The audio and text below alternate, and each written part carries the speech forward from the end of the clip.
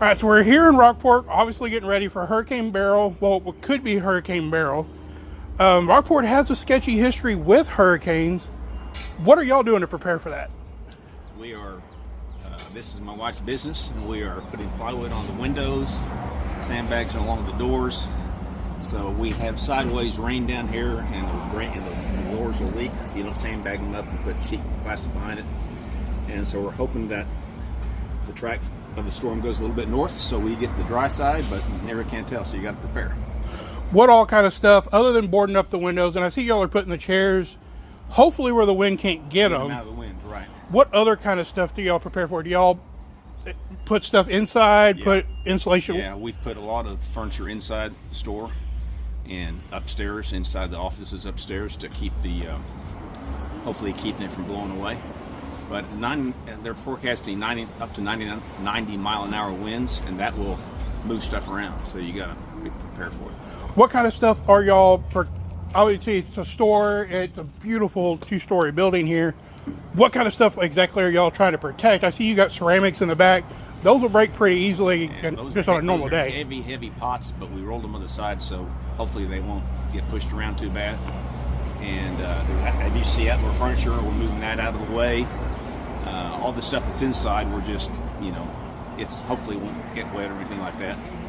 But, when we built this building, it was in 2017. It started in July of 2017, and Harvey came in August of 2017 and tore down the framing that we already had in place. So we had to start over again. And that was 7 years ago. So now here we are seeing it again. Yeah. And with that, what are your ultimate, obviously you want the building to stay standing completely untouched, but what are y'all personally expecting to come back to with the history y'all have, with the winds that they're expecting? I think the building will be fine. We might have some furniture that's, if we don't get it out of the way, blowing around a little bit. Might have some leakage inside a little bit, depending on how much rain there is and how hard the wind is, because if it's coming from that direction, it'll be blowing this way, and it'll just do what it can to get through any crack there is. And so then after this, we got to go to our house and to get it ready. So we'll see. What are y'all planning on riding it out, or y'all are gonna head out? We're gonna stay here. Okay. Yeah. So obviously y'all been down this road before. You kind of. We've got dogs. We've got stuff. We've got to come back and look at the store after the storm. So we're gonna stay here. What has the city told y'all? I know they Aransas has an evacuation order kind of thing. Evacuation order for old people and people with special needs, but we've not heard any other. And it's a voluntary evacuation for older people and people with special needs, disabilities and whatnot. But I've not heard of any more evacuation than that. The forecast keeps on putting the eye going a little bit north, farther north. So if it goes if it goes in, say, Matagorda, which is about 30 miles from here, we'll have wind, but we'll be on the dry side of the storm, and it'll probably be. In Harvey, the eye came right over Rockport, Corpus Christi, 30 miles south. Lost a few tree limbs. That's all they did in Harvey. So it really depends where that eye is and which side of it you're on. You don't want to be on the wet side if you can avoid it. And obviously we're here, everybody's hot. It's almost 100 degrees, if not 100. How is that affecting y'all getting prepared? Are y'all taking breaks? We're drinking a lot of water, Gatorade. It's hot. All right. South Texas in July is hot. Yep. If you know people that are in this area that haven't been through one of these before, what kind of advice, being that you went through Harvey, what kind of advice would you have for them? Even though it may be a week. I can't really presume to know what other people's situations are. If they live in a mobile home, for example, I'd probably leave. It's not tied down, because mobile homes aren't really built to withstand that kind of high wind. If I had an RV that I could pull, I'd probably pull it and get out of here too if I was living in an RV. But if I had a sticks and bricks house, and it's high enough, maybe more than 4 feet above mean high tide, I'd probably just hunker down and hope for the best. And it being 4th of July weekend, y'all probably been pretty busy. Yeah.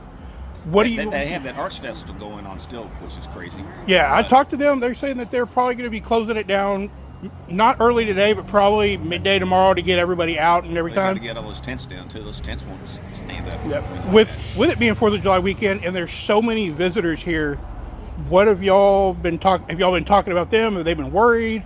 I've not talked to many visitors, but I've seen them a lot. I mean, if I were the visitors and worried about going home, I wouldn't wait till tomorrow. I'd go home today, simply because the traffic getting ahead of tomorrow is going to be hellacious. And you know, Sooner rather than later. Sooner rather than later, if you're going to leave. If you're going to leave, I'd leave today. All right. Hey, could you spell your name for me? David Tidholm, Tidholm. All right. I appreciate it.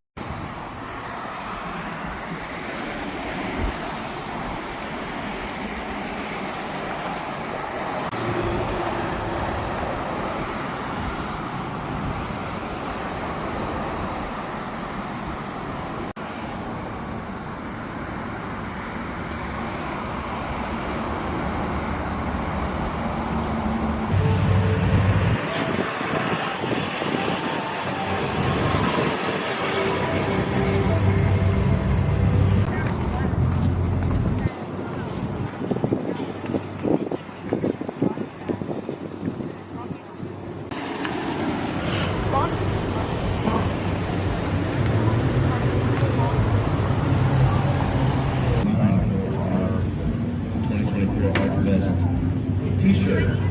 More vote.